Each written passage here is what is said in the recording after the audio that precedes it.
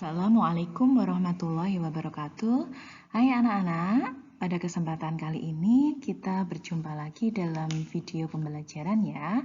Untuk materi pembelajaran yang akan kita pelajari hari ini adalah tema 2, subtema 2, pembelajaran 4 dan 5, kelas 6, semester 1. Anak-anak, marilah kita mulai kegiatan hari ini dengan berdoa supaya apa yang kita peroleh bermanfaat untuk diri kita dan orang lain. Berdoa mulai. Berdoa selesai.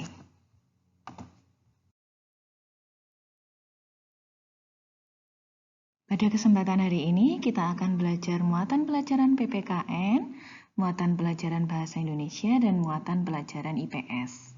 Yang akan kita pelajari dikemas dalam cerita-cerita sejarah tentang bagaimana cara Indonesia dan bangsa kita mempertahankan kemerdekaan yang sudah diraih.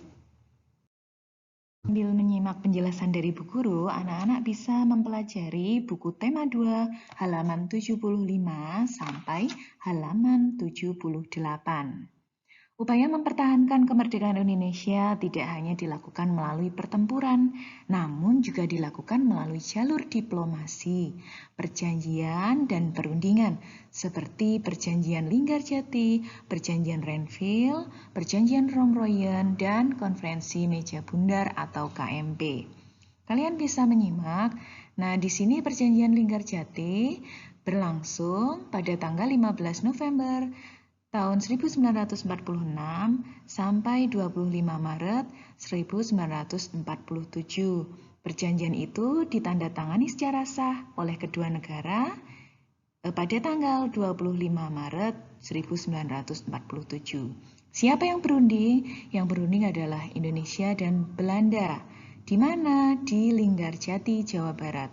Hasil perundingan dapat kalian baca ya. Nah, di sini ada pelanggaran perjanjian. Pelaksanaan hasil perundingan ini tidak berjalan mulus.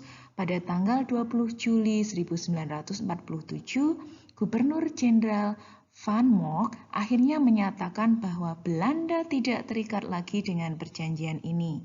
Akhirnya, sehari setelahnya, meletuslah agresi militer Belanda I. Dua perjanjian selanjutnya yang akan kita pelajari adalah Perjanjian Renville dan Perjanjian Romroyen. Perjanjian Renville, perjanjian ini dilakukan antara Indonesia dan Belanda. Ditandatangani pada tanggal 17 Januari 1948 di atas kapal perang Amerika Serikat atau kapal Renville yang saat itu berlabuh di pelabuhan Tanjung Priok, Jakarta. Perundingan ini ditengahi oleh Komisi 3 negara yang terdiri dari Amerika Serikat, Australia, dan Belgia. Delegasi Indonesia dipimpin oleh Amir Syarifuddin dan delegasi Belanda dipimpin oleh R. Abdul Qadir Wirjoatmojo. Hasil perundingannya, anak-anak bisa melihat ya. Jadi di sini wilayah Indonesia semakin sempit. Belanda hanya mengakui Jawa Tengah, Yogyakarta, dan Sumatera sebagai bagian wilayah Republik Indonesia. Yang selanjutnya, Perjanjian Romroyen dimulai pada tanggal 14 April 1949 dan ditandatangani 7 Mei 1949 di Hotel Des Indes, Jakarta. Nama perjanjian ini diambil dari kedua pemimpin delegasi yaitu Muhammad Rum dan Herman van Rompuy. Tujuan perjanjian ini untuk menyelesaikan beberapa masalah mengenai kemerdekaan Indonesia sebelum KMP di Den Haag. Hasil pertemuannya dapat kalian baca ya anak-anak.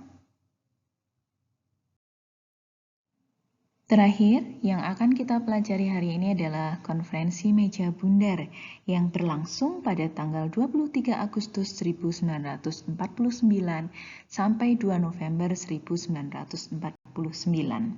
Beberapa hasil dari Konferensi Meja Bundar antara lain: 1. Belanda mengakui Republik Indonesia Serikat sebagai negara merdeka dan berdaulat. 2. Status Irian Barat diselesaikan dalam waktu setahun sesudah pengakuan kedaulatan. 3. Akan dibentuk Uni Indonesia Belanda.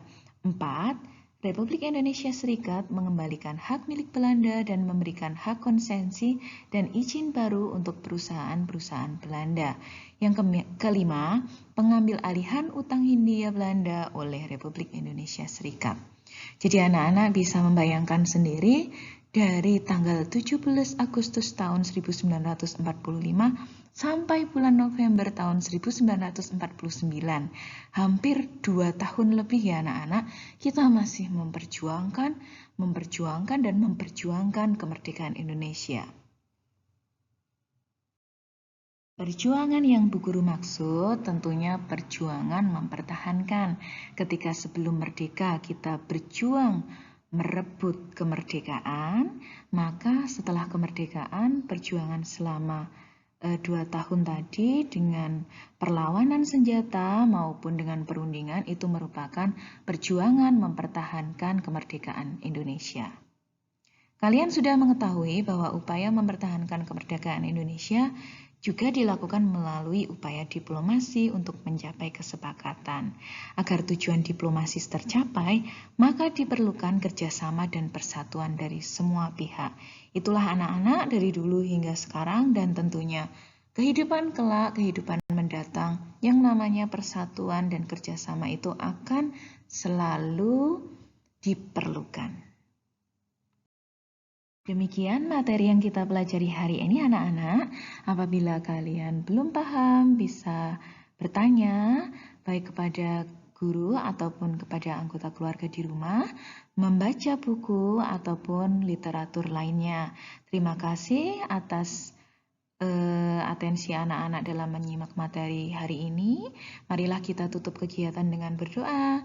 Berdoa dengan sikap siap, sempurna. Berdoa mulai. Berdoa selesai. Terima kasih. Wassalamualaikum warahmatullahi wabarakatuh.